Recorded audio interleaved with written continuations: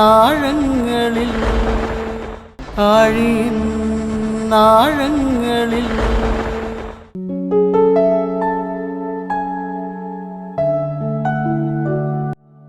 ഓരോ മത്സ്യത്തൊഴിലാളിയുടെയും ജീവിതം സാഹസികത നിറഞ്ഞതാണ്. പ്രാർത്ഥനയോടെ കരയിൽ നിന്ന് കടലിലെത്തുമ്പോൾ നിരവധി പ്രതിസന്ധികളാണ് അവിടെ നേരിടേണ്ടി വരുന്നത്. ദൈവകൃപ കൊണ്ട് ഈ പ്രതിസന്ധികളെ തരണം ചെയ്ത് കരയിലെത്തുന്ന ഓരോ മത്സ്യത്തൊഴിലാളിയുടെയും ജീവിതത്തിലൂടെയുള്ള യാത്രയാണ് ആഴിയിൻ ആഴങ്ങളിൽ.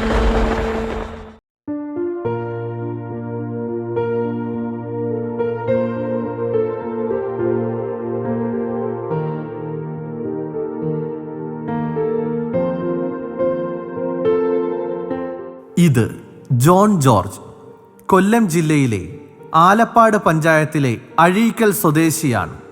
5ാം ക്ലാസ് മുതൽ മത്സ്യബന്ധനത്തിന് പോയി തുടങ്ങിയ ഇദ്ദേഹം നിരവധി സാമൂഹ്യ പ്രവർത്തനങ്ങളിലും വ്യാപൃതനാണ്. നിരവധി അപകടങ്ങളിൽ രക്ഷകനായും ജോൺ ജോർജ് എത്തിയിട്ടുണ്ട്. ഇതിനെല്ലാം ദൈവകൃപ തുണയായി എത്തിയ അനുഭവങ്ങൾ തുറന്നു പറയുകയാണ് ജോൺ ജോർജ്. എൻ്റെ പേര് John George, Azhikkal saint Sebastian ചർച്ചിലെ അംഗമാണ്. ഞാൻ എൻ്റെ അപ്പനെ 5ാം ക്ലാസ്സിൽ പഠിക്കുമ്പോൾ കടലിലെ മത്സ്യബന്ധനത്തിന് സഹായിച്ചാണ് ഈ കടലിലെ രംഗത്തോട്ട് വരുന്നത്. എൻ്റെ അപ്പൻ ചരുവത്തിൽ വെച്ചുകൊണ്ടൊരു 30 മീറ്റർ വല നീട്ടി അതിനെ സപ്പോർട്ട് ചെയ്തുകൊണ്ടാണ് ഞാൻ കടൽ തീരത്ത് വരികയും നീന്തൽ പഠിക്കുകയൊക്കെ ചെയ്തത്. അപ്പോൾ അപ്പൻ പറയുന്നത് എപ്പോഴും നമ്മൾ കടലിൽ പോകുമ്പോൾ പ്രാർത്ഥിച്ചുകൊണ്ട് മുന്നോട്ട് പോകണം, ദൈവത്തിൽ ആശ്രയിക്കുക, ദൈവമാണ് നമ്മുടെ എല്ലാ മേഖലകളിലും നമ്മളെ സംരക്ഷിക്കുന്ന എന്ന് പറഞ്ഞുകൊണ്ടാണ് ഞാൻ കടൽ മേഖലയിലേക്ക് തുടങ്ങുന്നത്.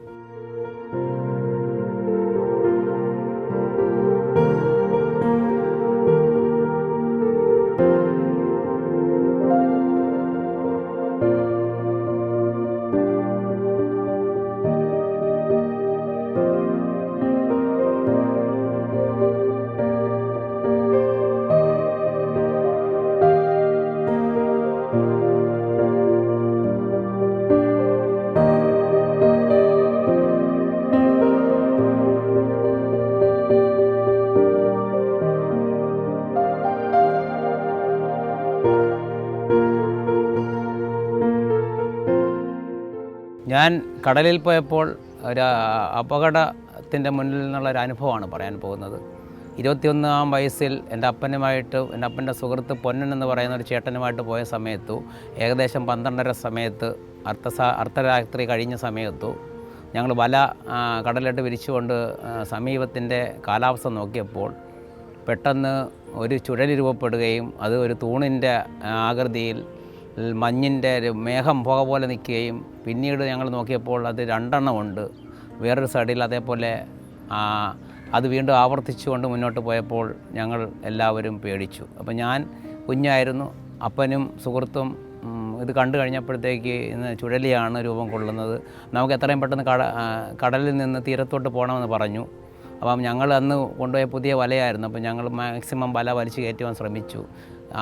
അപ്പോൾ ഞങ്ങളുടെ കൂടെ വേറൊരു വള്ളം ഉണ്ടായിരുന്നു. അപ്പോൾ രാത്രിയിലായതുകൊണ്ട് നമ്മൾ ലൈറ്റിട്ടാണ് പണി ചെയ്യുന്നത്. അപ്പോൾ ആ ചുഴലി രണ്ടും കൂടെ ഒന്നായിട്ടു അത് വീണ്ടും ശക്തി പ്രാപിച്ചു. മറ്റ് പറഞ്ഞ വള്ളം ലൈറ്റ് ഓഫ് ചെയ്യുകയും വെളിവെക്കുകയൊക്കെ ചെയ്തു. അപ്പം വെള്ളം മേലോട്ട് തൂണ് പോലെ എടുത്തുകൊണ്ടാണ് പോകുന്നത്. അപ്പോൾ ഞങ്ങൾ ശക്തമായിട്ട് അപ്പം പറഞ്ഞു നമുക്ക് ദൈവത്തെ വിളിച്ച് പ്രാർത്ഥിക്കാം. അങ്ങനെ പ്രാർത്ഥിച്ച സമയത്ത് ഈ ചുഴലി രൂപം കൊണ്ടത് ശക്തി പ്രാപിച്ചുകൊണ്ട് പെട്ടെന്ന് മാറിപ്പോവുകയും മറ്റ് വള്ളത്തിലെ ആൾക്കാർ വിളിവെച്ചപ്പോൾ ഞങ്ങൾ വിചാരിച്ചു അവരെ ചുഴലി എടുത്തുകൊണ്ട് പോയെന്നാണ് വിചാരിച്ചത്. പക്ഷേ അവരും ഞങ്ങളും കൂടെ ഒരേപോലെ ഓടി അഴിമുഖത്ത് എത്തുകയും സുരക്ഷിതമായിട്ട് എത്തുകയും ചെയ്തു. അപ്പോൾ ആ പ്രാർത്ഥനയാണ് അപ്പം പ്രാർത്ഥിക്കാൻ പറഞ്ഞപ്പോഴാണ് അന്ന് മുതലാണ് ഞാൻ പണിമേഖലയിൽ പോകുമ്പോൾ പ്രാർത്ഥിക്കാൻ തുടങ്ങിയത്.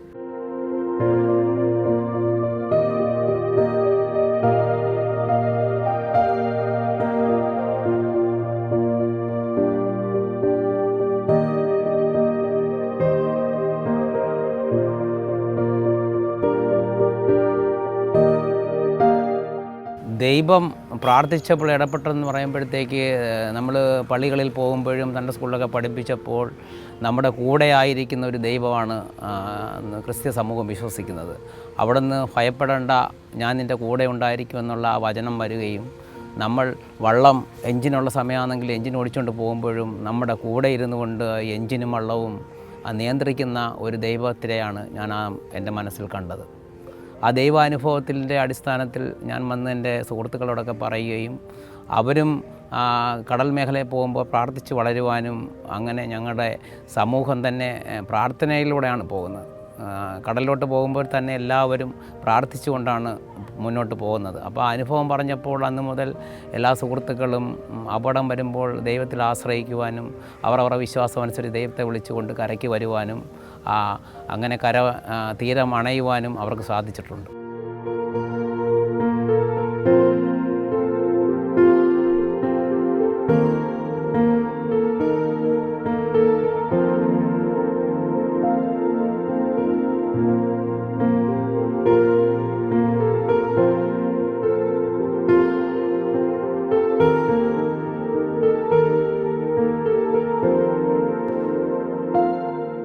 അടുത്ത ഒരു അനുഭവം പറയുകയാണെങ്കിൽ, ഞാൻ ഈ കടൽ മേഖല വിട്ട് ജോലി സ്ഥലത്ത് ലൈഫ് ഗാർഡായിട്ട് കടലിൽ തന്നെ ജോലി ചെയ്തപ്പോൾ അഴീക്കൽ കടൽ തീരം ഏകദേശം 7-8-200 കടലിൻ്റെ ആ പൊഴിയുടെ പൊസിഷൻ. ആ പൊസിഷനിൽ വള്ളം മറിയുകയും വള്ളത്തിൽ നിന്ന് തെറിച്ചു പോയ ആൾക്കാരെ മത്സ്യത്തൊഴിലാളികളെ രക്ഷപ്പെടുത്തുകയും ഞാൻ ജോലി ചെയ്ത സമയത്ത് ബോട്ടിൽ പോയി ഈ വള്ളം ഞാൻ എടുത്തുകൊണ്ട് വരികയായിരുന്നു.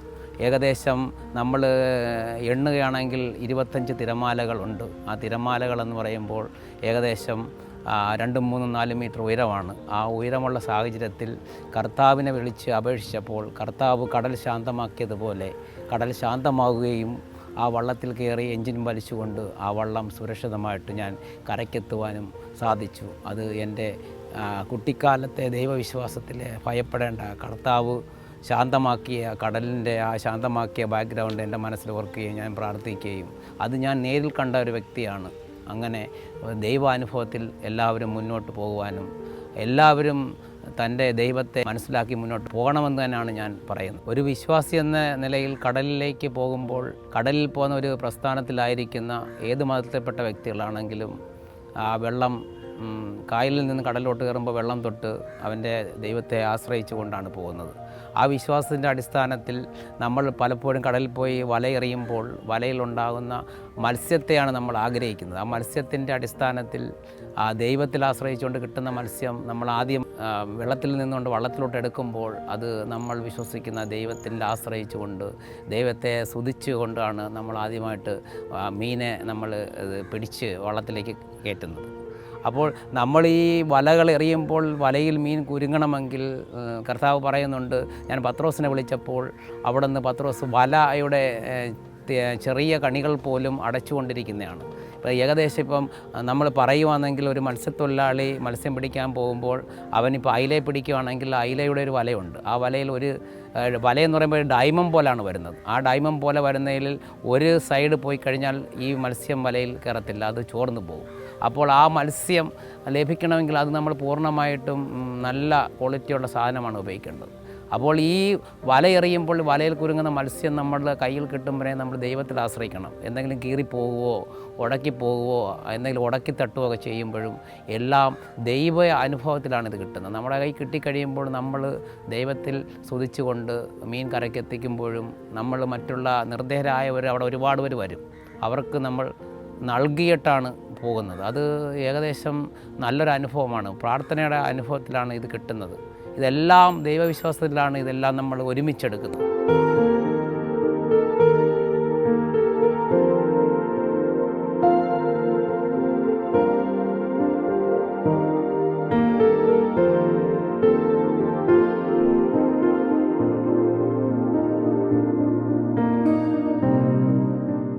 ഞാൻ ഇപ്പോൾ താമസിക്കുന്നത് അഴീക്കൽ വിട്ടിട്ട് ക്ലാപ്പന പഞ്ചായത്തിലാണ്.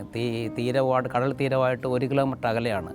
എൻ്റെ അപ്പൻ കായലിൽ പണിക്ക് പോയപ്പോൾ ഇപ്പോഴുള്ള വലിയ ബോട്ട് അവരുടെ ബോട്ടിൻ്റെ ചാനലിൽ വെച്ച് വള്ളം ക്രോസ് ചെയ്തപ്പോൾ വള്ളം അവിടെ പെടുകയും അപ്പൻ വെള്ളത്തിൽ പോവുകയും അവരപ്പനെ എടുത്തു ഒരു തീരത്തെത്തിക്കുകയും ആ തീരത്തിൽ നിന്ന് എനിക്കൊരു ഫോൺ കോൾ വന്നപ്പോൾ ഞാൻ അകപ്പാടെ അപ്പനായതുകൊണ്ടും ഞാൻ പ്രത്യേകിച്ച് രക്ഷാമേഖലയിൽ പ്രവർത്തിച്ചുകൊണ്ട് എനിക്ക് അപകടം എന്ന് പറയുമ്പോൾ എൻ്റെ മനസ്സിൽ എപ്പോഴും ബുദ്ധിമുട്ടാണ് ഉണ്ടാകുന്നത്. ഒരുപാട് ഉൾവിളികൾ എനിക്ക് കിട്ടുന്നുണ്ട്. അപ്പോൾ ഞാനങ്ങനെ അസ്വസ്ഥനായപ്പോൾ ഞാൻ ദൈവത്തിലെ പ്രാർത്ഥിച്ചപ്പോൾ ദൈവം പറഞ്ഞ് പേടിക്കണ്ട, ഞാൻ നിൻ്റെ കൂടെയുണ്ട്. അപ്പോൾ ദൈവത്തിൻ്റെ ഒരു ആത്മീയമായ ഒരു സ്വരം ഞാൻ കേട്ടപ്പോൾ ആ സ്വരത്തിൻ്റെ എതിരായിട്ട് ഞാൻ 2-3 വേറെ സ്വരം കേട്ട്.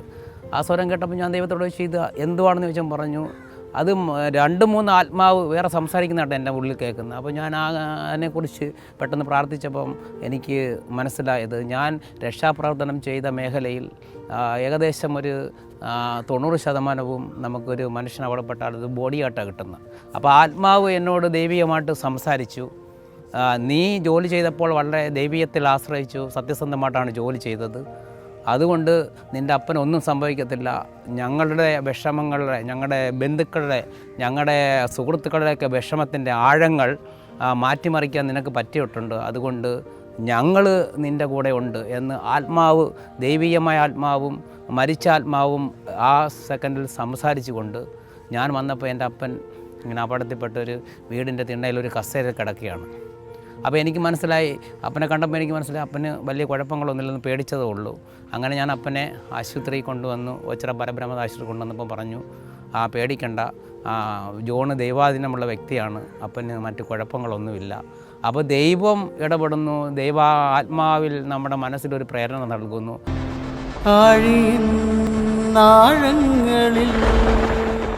ഞാൻ അഴീക്കൽ നിധി വള്ളം എന്ന് പറയുന്ന വള്ളത്തിൽ പണിക്ക് പോകാൻ വേണ്ടി, അന്ന് കായംകുളം അഴിയില്ല, പൊഴിയാണ്. ഞാൻ അന്നൊരു 17-ാം വയസ്സിലാണ് പോകുന്നത്. അപ്പോൾ അന്ന് കൂടുതലും ഈ വെള്ളത്തിലിറങ്ങുന്ന ചെറിയ പ്രായം കുറഞ്ഞവർക്കാണ് വള്ളത്തിൽ പ്രാധാന്യം നൽകുന്നത്. അങ്ങനെ അഴിയിലെ ആ കാലാവസ്ഥ അറിയാൻ വേണ്ടി ഞാൻ കടന്നുപോയ സമയത്തു അവിടെ ഒരു പടന്നേൽ എന്നൊരു വള്ളം കിടപ്പുണ്ടായിരുന്നു. അത് ഇതേപോലെ കാലാവസ്ഥ അതിൻ്റെ ഒഴുക്കൊക്കെ കുറയുന്ന സമയത്ത് കടലിലോട്ട് കയറി പോകാൻ വേണ്ടി കിടന്നതാണ്.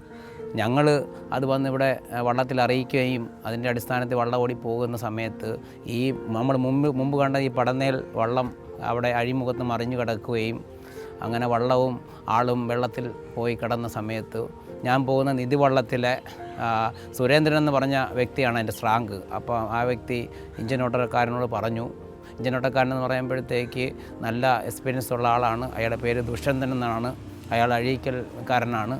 പുള്ളി പറഞ്ഞു, നമുക്ക് അവരെ മുന്നോട്ട് പോയി രക്ഷപ്പെടുത്താം, എന്ത് അപകടപ്പെട്ടാലും നമ്മൾ വള്ളം പോന്നേ പോട്ടെന്ന് പറഞ്ഞ് ഞങ്ങൾ വന്നപ്പോൾ ഏകദേശം 2 ആൾ മരണപ്പെടുത്തുന്ന അവസ്ഥയിലും ബാക്കി 12 വരെ നമ്മൾ വള്ളത്തിലെടുത്തുകൊണ്ട് ആറാട്ടുപുഴ കൊണ്ടുപോയി ആശുപത്രിയിൽ ഏൽപ്പിക്കുകയും അവിടെ നിന്ന് മെഡിക്കൽ കോളേജിൽ പോവുകയും 2 പേർ മരിക്കുകയും 12 വരെയും ആ 17-ാം വയസ്സിൽ രക്ഷപ്പെടുത്താൻ ദൈവം ഒരു അനുഗ്രഹം തന്ന ഒരു വ്യക്തിയാണ് ഞാൻ.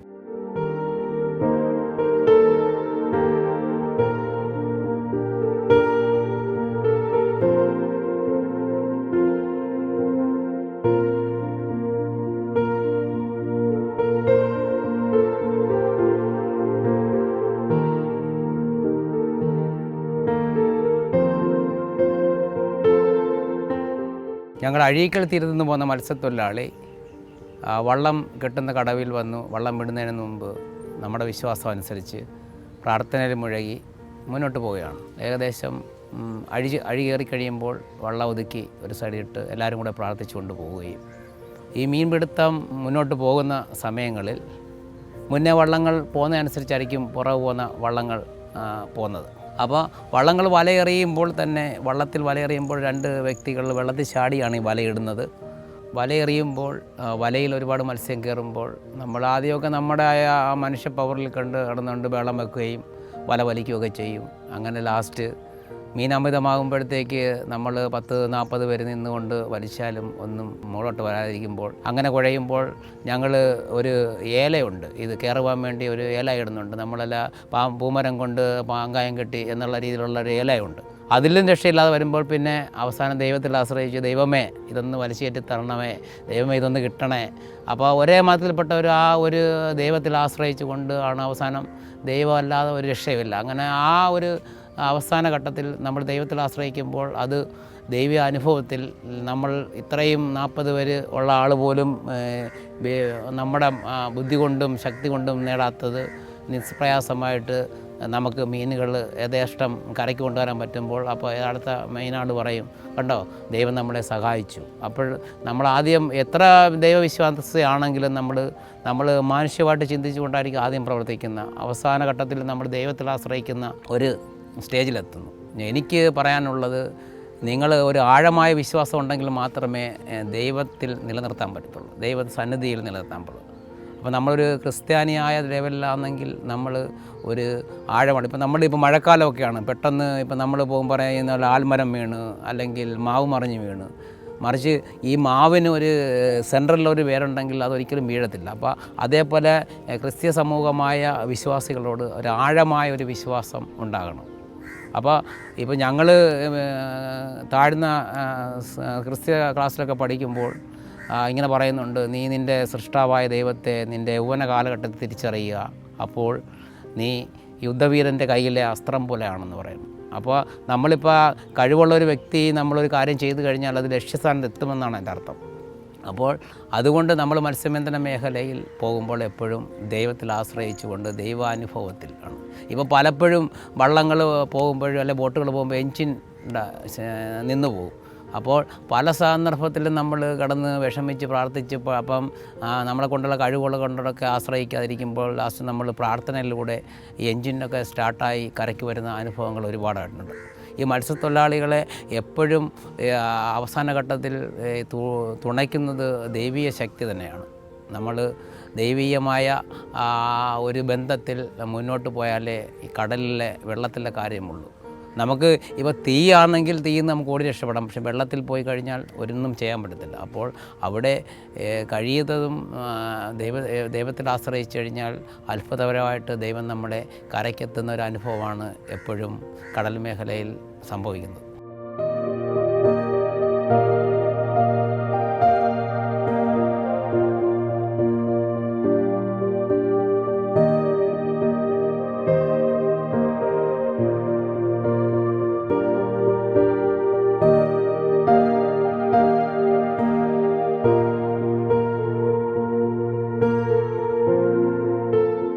സുനാമി അടിച്ച ഒരു ദേശമാണ് അഴീക്കൽ.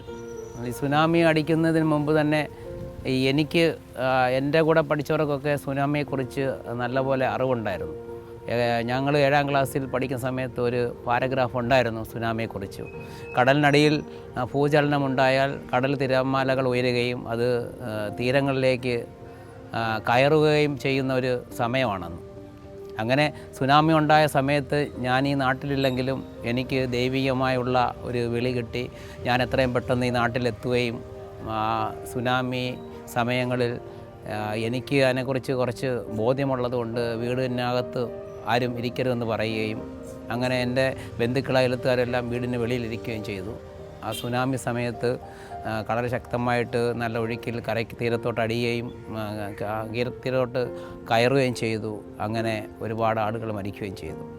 ഈ സമയങ്ങളിൽ ഒരുപാട് മനുഷ്യർ ഈ ഒഴുക്കിൽ ഉപരിതലത്തിൽ കൂടെ ഒഴുകിപ്പോവുകയും പല പല മേഖലയിൽ അടിഞ്ഞു കിടക്കുകയും ഈ ഒഴുക്കിൻ്റെ അടിസ്ഥാനത്തിൽ ചെളി രൂപപ്പെടുകയും ആ ചെളിയിൽ പൊതഞ്ഞു മനസ്സിലാകാതെ പോവുകയും ചെയ്തു. ഈ സുനാമി സമയത്ത് ഞങ്ങളുടെ തീരദേശത്ത് നിന്നുകൊണ്ട് ഇത്രയും ആളുകൾ മരണപ്പെടാൻ കാരണം ഞങ്ങൾക്ക് ആർക്കും വന്ന് പ്രാഥമിക ശുശ്രൂഷ CPR കൊടുക്കുവാൻ അറിയത്തില്ലായിരുന്നു. അപ്പോൾ ഞങ്ങൾ ഈ ആളുകളെ ഇവിടെ നിന്ന് എടുത്തുകൊണ്ട് അന്ന് ഓച്ചറയാണ്, ഏകദേശം 5 കിലോമീറ്റർ അകലെയുള്ള ആശുപത്രിയിൽ എത്തുമ്പോഴത്തേക്കും എല്ലാവരും മരണപ്പെടുക ചെയ്തത്. പിന്നീട് വരുന്ന ആ ഒരു ദുഃഖം ഏറ്റവും വലുതായിരുന്നു. ബന്ധുക്കളും ഒക്കെ മരണപ്പെടുകയും ഞങ്ങൾ ഓച്ചറ ക്ഷേത്ര സമൂഹത്തിലും പിന്നെ ഈ ആശുപത്രിൻ്റെയും സ്കൂളിൻ്റെയും വരാന്തയിലൊക്കെ പോവുകയും ചെയ്തു. പിന്നീട് കാലഘട്ടം ഇങ്ങനെ കടന്നപ്പോൾ സുനാമി ഏതോ വലിയ നിധിയായിട്ട് ആണ് അഴീക്കെ കൊണ്ടുവന്നതെന്ന് പറഞ്ഞു. ഞാൻ ഒരിക്കലും അങ്ങനെ വിശ്വസിക്കുന്ന ആളല്ല. സുനാമി വന്നു കഴിഞ്ഞപ്പോൾ ഇവിടെ ക്യാമ്പുകൾ രൂപപ്പെടുകയും അന്ന് ഞാൻ ഒരു ക്രിസ്ത്യവിശ്വാസിയായ എനിക്ക് വെള്ള വസ്ത്രമെടുത്ത സിസ്റ്റർമാരെയും വെള്ള വസ്ത്രമിട്ട അച്ഛന്മാരെയും അല്ലെങ്കിൽ 1-2 കളറുള്ള വസ്ത്രമിട്ട പുരോഹിതന്മാരെ ഞാൻ കണ്ടിട്ടുള്ളൂ. അപ്പോൾ ഇവിടെ ആദ്യ കാലങ്ങളിൽ കടന്നു വന്നത് സിസ്റ്റർമാർ, അച്ഛന്മാർ, പിന്നെ ഒരേ ഗുരുക്കന്മാർ, ഒരേ സന്യാസിമാർ. ഈ വരുന്നവരെല്ലാവരും വിവിധ കളർ ഡ്രസ്സിലാണ് വരുന്നത്. അപ്പോൾ അവർ വന്നുകൊണ്ട് നമ്മുടെ കഷ്ടപ്പാട് അറിഞ്ഞുകൊണ്ട് പ്രാർത്ഥിച്ചതിൻ്റെ ഫലമായിട്ടാണ് പിന്നെ ഈ സമൂഹം ഉയർച്ചയിലേക്ക് വരുന്നത്.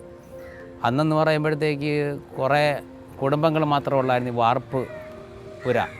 ആ കാലഘട്ടം കഴിഞ്ഞ് വന്നപ്പോൾ സർക്കാർ എല്ലാവർക്കും വീട് വെച്ച് കൊടുക്കുകയും അപ്പോൾ വിദേശത്തുനിന്ന് പല വ്യക്തികളും ഇവിടെ വന്നിട്ടുണ്ട്, പല വ്യക്തികൾ, പല മതത്തിൽപ്പെട്ട വ്യക്തികൾ, മിക്കവാറും രാജ്യത്തിൻ്റെ എല്ലാ ആത്മീയ ഗുരുക്കന്മാരും ഇവിടെ വന്നിട്ടുണ്ട്. ഞങ്ങളുടെ ഇടവകയിൽ തന്നെ ഇപ്പോൾ മദർ തെരേസയുടെ സിസ്റ്റർമാർ വന്ന് ഇവിടെ ക്യാമ്പ് ചെയ്തു. അങ്ങനെ അവിടെ പ്രാർത്ഥിച്ചതിൻ്റെ ഫലമായിട്ടാണ് ഈ സമൂഹം ഇന്ന് ഉയർച്ചയിൽ നിലനിൽക്കുന്നത്.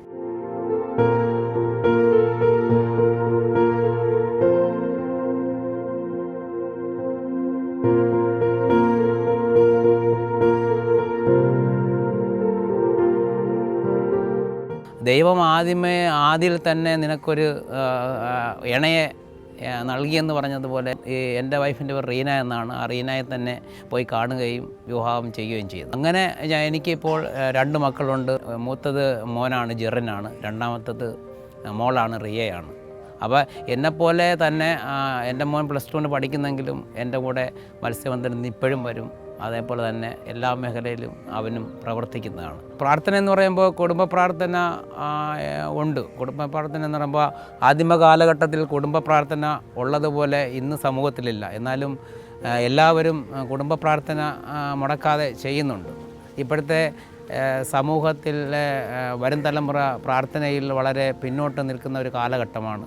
അപ്പോൾ എനിക്ക് അവരോട് പറയാനുള്ളതും പ്രാർത്ഥന, നിങ്ങൾ കുടുംബ പ്രാർത്ഥന മാതാപിതാക്കളുടെ കൂടെ ഇരുന്നു കൊണ്ട് അത് മനസ്സിലാക്കിക്കൊണ്ട് മുന്നോട്ട് പോയാൽ നിങ്ങൾക്ക് വരുന്ന ഒരു പ്രതിസന്ധിയിൽ നിങ്ങൾക്ക് നിലനിർത്താൻ പറ്റത്തുള്ളൂ. അപ്പോൾ നിങ്ങൾ കുടുംബ പ്രാർത്ഥനയേക്കാൾ ഉപരിയായിട്ട് നമുക്ക് ദൈവമായിട്ടൊരു വ്യക്തിപരമായുള്ളൊരു പ്രാർത്ഥന ബന്ധം ഉണ്ടാക്കിയെടുക്കണം. എന്നാലും നമ്മൾ ഈ വരുന്ന കാലഘട്ടത്തിലെ ദോഷഫലങ്ങളിൽ നിന്നുകൊണ്ട് നല്ലതിലേക്ക് തിരിഞ്ഞു പോകാൻ വേണ്ടി ഈ സമൂഹത്തിന് പറ്റത്തുള്ളൂ. അപ്പോൾ നമ്മുടെ എല്ലാ തലമുറകളും യുവജനങ്ങളും കുഞ്ഞുമക്കളും നമ്മുടെ മാതാപിതാക്കൾ പറയുന്ന ആ ഒരു ദൈവീയമായ ചൈതന്യത്തിൽ വളർന്നുകൊണ്ട് മുന്നോട്ട് പോകണമെന്ന് തന്നെയാണ് ഞാൻ ദൈവനാമത്തിൽ പറയുന്നത്.